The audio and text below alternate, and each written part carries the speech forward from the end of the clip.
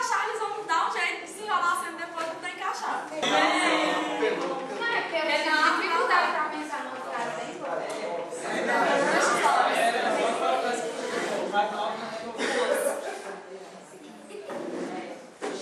É, meu filho, fez só. Vem cá. Esse aqui é grande, esse aqui é legal. É só? Essa é a sutiã. Rapaz, é o seguinte, tem participar.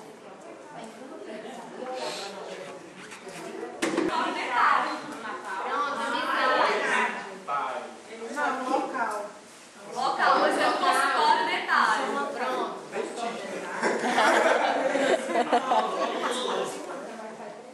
Olha. Valendo.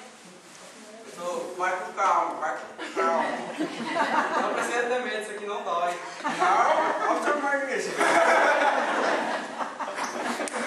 Calma aí. É no chinês, no chinês. É só ela que vendo. Vai.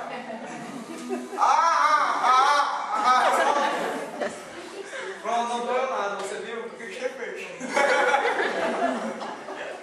Foi só escovinha. Chega quando eu dentista no pai de dia.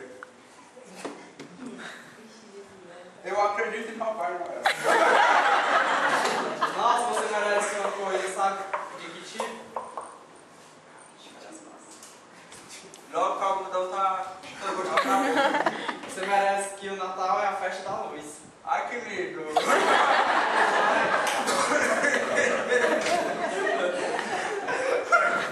Eu posso comigo? Pode, música aí, ó. Sim, como eu estava dizendo, você acredita no Papai Noel, né? Mas nessa idade já. Xi, pra acreditar, você já precisa algodão. É verdade. É que eu sou meio desligado. Poxa, é isso aqui é figura. A mais alta das torres começa no solo, porque o menino não escala.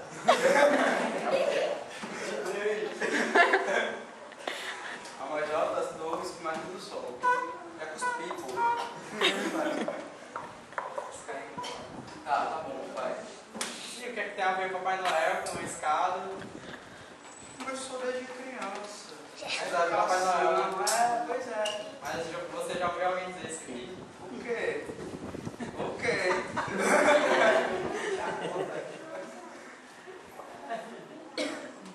Que bom seria tivesse maior competição. É o quê? Que bom seria